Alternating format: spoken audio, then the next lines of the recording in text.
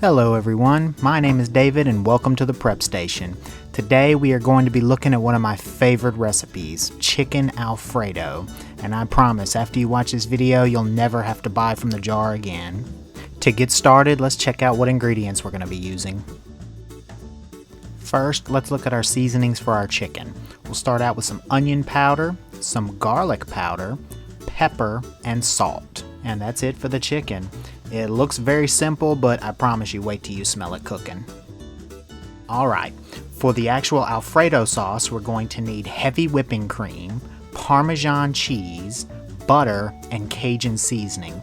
Now, the Cajun seasoning is optional. It adds a little bit of a kick that I like, but if it's too spicy for you, you can omit it. Don't worry about the sauce being bland if you don't want to add the Cajun seasoning because we'll be adding plenty of flavor through the chicken. Next, let's talk about noodles. We're going to go traditional and use fettuccine noodles. You can use any type of noodles you have on hand, whether it's rotini, spaghetti, it really doesn't matter. Fettuccine is just traditional, it's what I like to go with, but this sauce would taste good on shoe leather. It also goes great with something like flatbread or French bread. Alright, let's start prepping. To start, we're going to grate this Parmesan cheese. You can use a box grater if that's all you have. I recommend using a rotary grater. If you don't have one, you can get one for like $15 on Amazon. It's very easy to use. It makes grating cheese a lot simpler, and it's very easy to clean, which is a big deal. Cleaning up after this is never fun. I'm going to show you real quick how to use this rotary grater in case you've never used one. Simply put the cheese right here in top, slide the little handle down, you'll press your thumb down as you twist the knob right here and the cheese will come out the bottom. Now let's talk about this cheese real quick because this is the key ingredient to the sauce. The better the cheese you get, the better the sauce you'll get.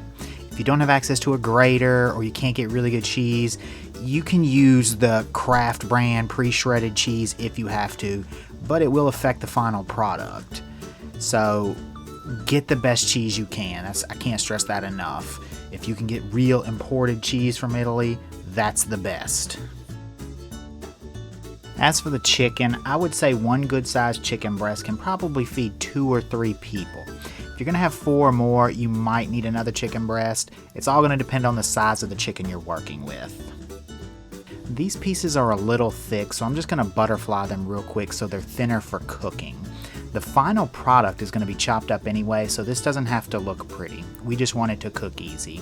Now, alternatively, you could pound it out thin like a chicken cutlet, but I just really didn't want to make a mess. You can also buy thin chicken breast in the store, or you could even swap it up and use chicken tenders if you want to. That would help cut down on some of your chicken prep. The only reason I'm working with these big pieces is because they were on sale. Next, we're going to season up the chicken. So it's time to break out the garlic, onion, salt, and pepper. This is the second main seasoning for the dish behind the Parmesan cheese itself. So we want to make sure we season these chicken breasts well. What we're going to be doing is we're going to be searing it in the bottom of the pan, and it's going to brown the bottom of the pan, and that creates a ton of flavor that we'll scrape up once we put our cream down. You see this process a lot in cooking as it adds a real deep, rich flavor to your dish. Now you may think this isn't enough variety in the seasoning blend, but remember we want the Parmesan to really be the standout in this dish. So we're keeping it simple with the chicken seasoning, but I promise you, you won't be disappointed when you smell this chicken hit the pan. Prep is done, let's start cooking. We're going to need a pan slightly deeper than a skillet, and we're going to put it on medium to medium-high heat. We want to get this hot enough to melt the butter, but we don't want to burn it. So keep a close eye on it. Once the pan is ready, it's time to add the butter. We're just going to slide it in there and spread it around and cover the bottom completely. And that's what you want to see, that little sizzle when the butter first goes in. And like I said, just swirl it around, cover the bottom. We're going to try to move quickly here. We do not want this butter to burn. The quicker we get the chicken in the pan, it'll cool the pan down some and the butter will not burn. So grab your chicken and chunk it in, just like so. And be wary of crowding your pan by putting too much chicken in. I cut it kind of close here, almost put too much. I actually had a few extra pieces that I decided not to cook because I didn't want to cook in 2 waves. But if you put too many things in the pan at one time, it will steam and it will be harder to sear. Like I said, there's a little extra room here, so this should be all right. But I guess we'll find out in a minute. And this should take about 2 or 3 minutes, I would say, on a medium-high heat to brown. So let's check it out now. It's been a couple of minutes, and that is perfect. That is exactly what we're looking for. A nice golden brown color, a good little sear. Remember, we're not blackening this, we're just searing it. You can see here, around the edges, it got a good color because the chicken puffed up. It didn't quite go all the way through, but that's fine. This piece, not quite ready, so we're gonna put it back down. Let's check this piece, and it's not quite ready either. So it'll go back down. We'll let it get a little bit more color on it, and we're just gonna shift our chicken around because clearly one side is cooking hotter than the other. So to go ahead and finish these first 2 pieces off, we're gonna slide it to the hot spot and move these to the back. Alright, just like so. And now, great. I'm just going to let these sear, and then we'll flip those, and we'll check the other sides on the other 2 pieces. Alright, it's been about a minute and a half. Let's check these last 2 pieces, and that looks good. We got the good golden brown color. And now for the last piece, let's see if it's ready, and it is. Perfect. Alright, we're just going to shift these. I don't think these other 2 are ready to be checked on the other side. So we'll give them a couple of more minutes, but now it's going to be a good time. We are done with the raw chicken, so we need to wash our tongs. I went ahead and lowered the temperature because the pan is plenty of hot to put color on the chicken, and now I just want it to cook through. This little thin piece right here, this should be done. I'm going to go ahead and pull it out, and now I'm just going to gently touch the other pieces and see if they still feel mushy in the middle where it's raw, kind of like you do with steak. Now, I encourage you with chicken, if you're not sure if it's done, use a meat thermometer. Raw chicken is nothing to play with. I've been doing this for a while, so I kind of have a good idea, but always be sure. It's been a couple of more minutes. This big piece should be done. I busted it open to check. And normally you're not supposed to do this with meat, but I don't mind if the juices flow out because we're going to be using the pan for the sauce, so that's fine. These other 2 pieces, very thick, still a little bit mushy in the middle, so we're going to give it another minute or so, but I think it's about ready as well. And then we'll be ready to start the sauce. Our last 2 pieces of chicken are done, so we're going to go ahead and remove them from the pan. I'm just pushing on it just for a final check. That looks good, so we'll go ahead and take that out as well. Alright. And our chicken is done. Now, check out the bottom of the pan. See all this dark color on here? That's exactly what we want. It's not burnt. That's called fond, and it's going to create a lot of flavor for this dish. So what we're going to do here is just put another notch of butter in here. Stir it around. I'm going to go ahead and get my spoon out so I can start to dig some of this fond off the bottom of the pan, like so.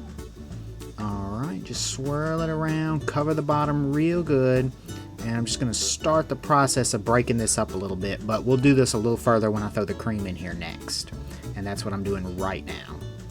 So, there we go, just pour the cream in. And as you can see, this sauce is not going to be pure white like you get out of the jar. It's going to be a little off-white thanks to the fond at the bottom of the pot. So next, we're just going to take our spoon and stir this real good and start to break up all that flavor off the bottom of the pan. So you want to stir, and you want to try to hit all the spots you can, uncover the whole bottom of the pan, because anything left on the bottom of the pan, that's just missing flavor. And as I said before, this is the second flavoring agent of this dish behind the Parmesan cheese, which is really the main flavor that comes through. I let this go for a couple of minutes on medium heat and just periodically stirring it as well. And the reason for that is we do not want this cream to scorch. If you turn the heat up too high or don't pay attention, it is very easy to scorch this cream, and that will just ruin the entire dish and will have a burnt flavor all throughout. So there we go, just give it a little mix, and now we're going to add the cheese. And at this point, I like to switch to a whisk just to help incorporate the cheese quicker and easier into the sauce. You can use a spoon if that's all you got or you prefer. I just find this to be a little easier to get all the clumps out. There we go, cheese in. Now give it a nice mix. And we're just going to mix this until the cheese is incorporated, and then we're just going to let the sauce cook until it's thickened and pretty much done.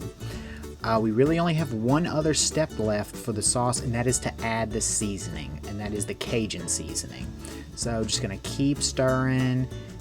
It's not quite thick enough. You can see it's still kind of watery. So let's go ahead though, add our Cajun seasoning. And this is something just due to taste. And I encourage you throughout the cooking process, taste the sauce, make sure the flavor's right. If you need more cheese or you need more spice, add whatever's necessary. You know, whenever I give ingredient lists, those are just suggestions. I always encourage you, adjust your seasonings as you see fit. While the sauce is cooking, now is a perfect time to start your noodles. So get a pot of water and turn your heat all the way up to high because we want to quickly get it up to the boil. And as soon as it's ready, like so, I'm just going to add a sprinkle of salt in here to flavor the noodles a little bit, season them up, and a little bit more salt. And then we're going to put our noodles in. Now, this pot is not quite big enough. You should probably use a big stock pot, but I just wanted my water to boil quickly, so I went small.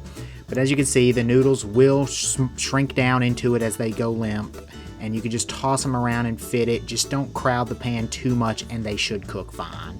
I just gently toss them around. I don't want to break them. I like my noodles to be whole, and that's it for the noodles. The sauce has been going for about 20 to 25 minutes. As you can see, it's thickened up beautifully. A little film on top, just break that up, mix it into the sauce. And to check it, we're just gonna coat the back of the spoon, give it a swipe, and of course I tasted it. And if it doesn't run, it should be thick enough.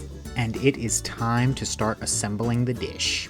Now, you're just going to cook your noodles however the package says. Fettuccine noodles usually take about 9 minutes. After they're done, just go ahead and strain them, get all the water out, but leave them in the pan, because what we're going to do is pour some of the sauce on the noodles while they're still in the pan. And what this is going to do in this hot pan is coat the sauce to the noodles. We want every noodle to have some Alfredo sauce on it.